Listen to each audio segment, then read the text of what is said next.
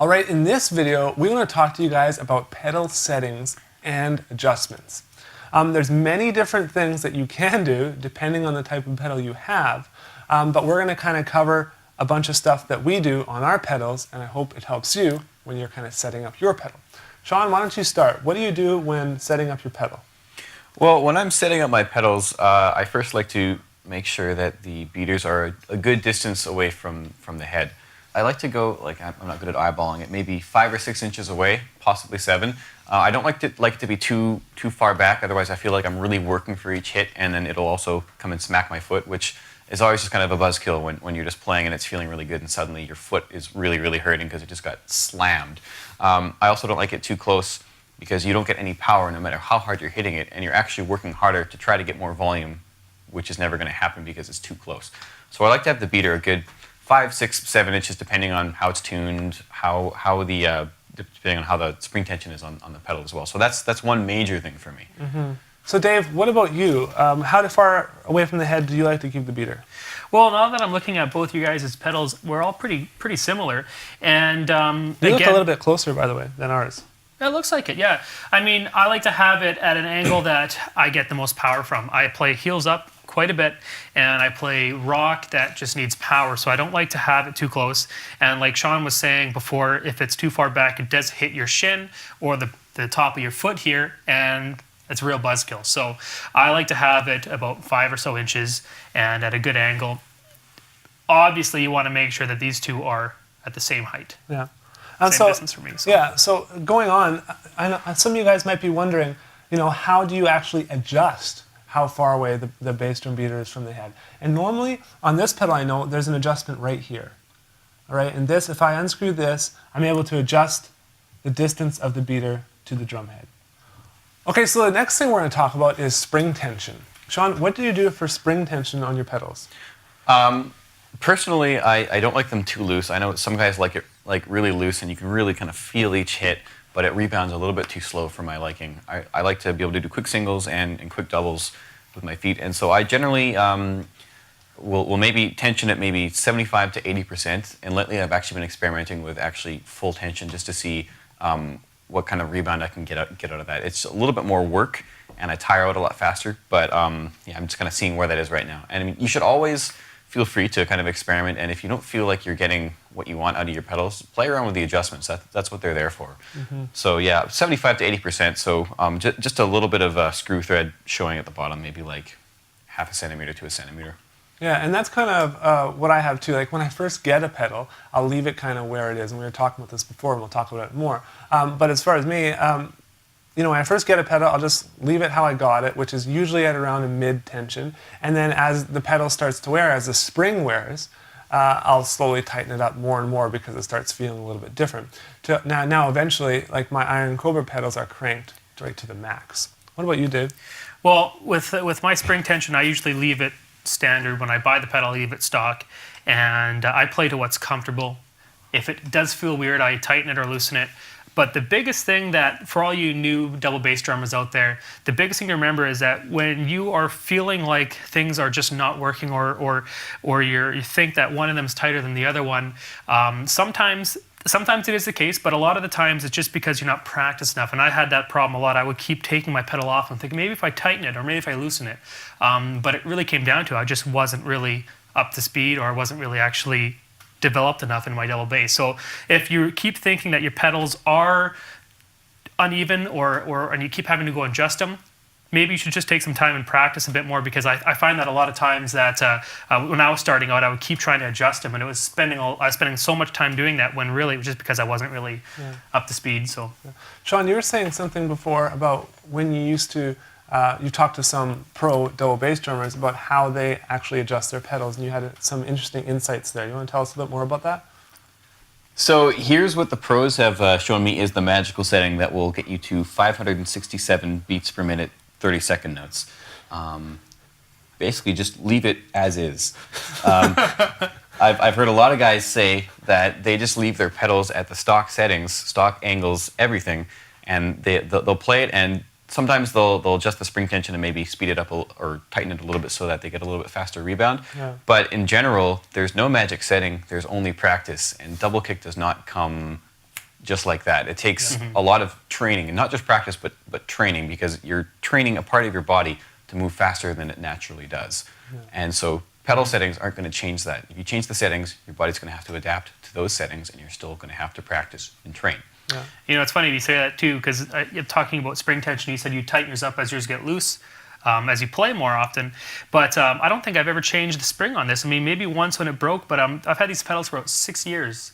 That's an old spring, but because I'm so used to it, I'm so used to the way it plays, and they still respond well, I haven't had the need to change them. So there's something too. You don't need to be changing your springs every year like some people say. So Cool. Another thing we want to go over is beater height. Okay, and what I mean by that is where on the bass drum does your beater actually hit the drum head? Now you'll notice on mine down here, it's not directly in the middle of the head. And for some reason, this is the way I've always done it. I've never gone directly in the middle, and honestly, I don't know if I'm doing something completely wrong. Generally, my bass drum sounds really, really good. I always joke with these guys, my bass drum is the best sounding bass drum. Second best. yeah, sure. Yeah. But you know, I like it a little bit above, you know, probably, I don't know, just 60% up the bass drum head, you know, just a little bit above the halfway mark. And for me, that sounds best. And then my left one is just sitting a little bit over to the left. They're not completely centered, like the right one isn't in the, it's more in the center and the left one is more to the left. So sometimes people would argue that you're going to get two completely different sounds because they're in different spots in the drum head. You know, it's like hitting the snare drum here and on the side and expecting it to sound the same. Yeah. And in some ways I think I'm wrong in doing that, and these guys might say I am, but that's just the way I've always done it, and I don't know, it's just, you know, old habits die hard, I guess. What about you, Sean? Yeah, I tend to have my beaters, if I have a double pedal, basically pretty centered. Actually, the space between the beaters will generally be pretty close to the center of the head, but it'll also be a little bit higher. I mean, this is a 20-inch bass drum, so if I were to have it hitting dead center, I'd have to have my beaters pretty low, and the center of gravity would feel pretty odd and pretty awkward, and it just wouldn't respond the way I like it to. I don't like to have my beaters really low or really high. I like to have pretty stock. Again, stock is usually a good way to go. There's basically going on what most people use, and yeah, I like to keep it pretty stock and a little bit higher, but that's basically just because I'm using a 20-inch bass drum. Dave, what about you? No different. I'm the same. And it's the way that my pedals and Jared's pedals and probably Sean's, the way they hook up, it makes it hard to actually have them both quite centered. The only thing I'd add to that, which is an obvious one, but just in case it isn't, make sure these are the exact same height.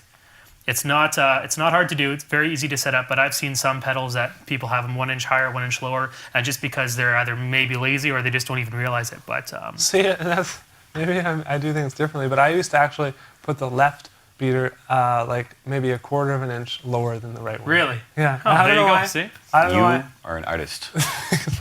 Yeah, I'm a bass drum artist. So yeah. One other thing to add to that as well, and something that kind of drives me crazy, is sometimes I'll walk into the music store and the pedal will just be sitting there, and the right pedal will be more forward and the left pedal will be farther back. And I'm thinking, why wouldn't you align them so that they're equal, so that they're both traveling the same distance, just as they're both the same height and both the same spring tension? Unless you're trying to train one foot up to feel totally different, which seems a little bit counterproductive to me. Yeah. So, but I still know I seem to be the guy that's doing something different every single time. You'll notice my drum right here, the left beater is a little bit closer. Oh my I gosh. know, this guy's pet peeve right now. There you go. That's just the way I've always done it. I had a teacher, this Italian teacher, when I was still in high school, and he had some unique ways of doing things. That's one thing he showed me. And like I said before, old habits die hard. And so it is all personal preference, but considering these guys are amazing double bass players, so if they're giving you a tip to make sure the beaters are the same height and they're the same distance away from the head, one's not closer and one's not farther, I can totally agree with that as well. That's definitely a good starting point if you haven't already developed a certain habit. I'm not going to say it's a bad habit. No, it's not.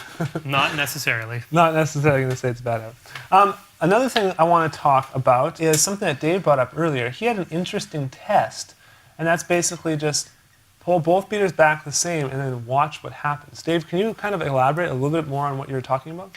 Yeah, for sure. When I set up my pedals, and the way I picture double bass drumming is I like to be symmetrical. I like to have this foot feel the same as this foot, as I'm sure most of you guys do too. So what you want to make sure is that both beaters, the left and the right, have the similar tensions.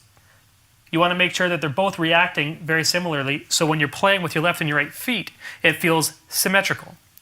So a lot of people, how they do that is they try to take both fingers and try to let them go at the same time, and what ends up happening is one finger will let it go first. So what I like to do is take a stick, just like this, and pull it back, and just let them fling.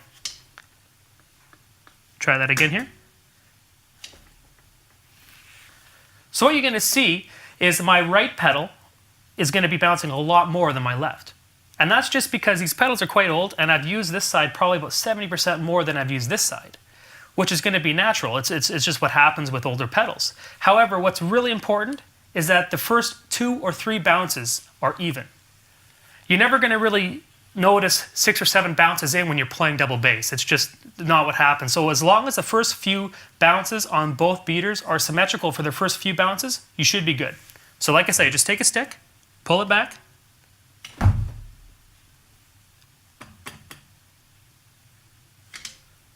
and there you go. So you see the first couple bounces are right. That means that my left foot, for the most part, is going to feel pretty close to my right foot. Now, one thing I'd just like to add to that, when you're doing this test, your left beater is never, ever going to have the same amount of bounces as the right, as long as it's a double pedal, because there's a drive shaft connecting it, there's extra joints, there's a whole lot of extra moving parts, and most importantly, extra weight. And that's one reason why a lot of guys, myself included, when playing fast, double bass passages will actually choose to go with 2 bass drums and 2 independent single pedals, because they're both going to rebound exactly the same. Again, it seems kind of picky and maybe a small technicality, but it actually makes a pretty big difference. Well, if you're playing like, 15 hits a second or 12 to 15 hits a second, like a lot of these songs are, it's not too much to ask for the beaters to actually respond exactly the same. Yeah. So I understand why people use 2 separate pedals like that. The next thing I want to talk about, and this is something I noticed on the pedals you have set up there, is when I press down the beater on the head, I like to make sure that the beater is relatively straight with the pedal. I don't want it to be too far forward when it hits the head. And I noticed, Sean, yours kind of like, it's like here's the drum head, and here's your pedal, and it kind of goes in a little bit. So now when you hit it, it's on a little bit of an angle. And I know these are pedals you just brought in for today, so is that something that you do on with your Axis as well, or is that something that is just kind of independent to these pedals?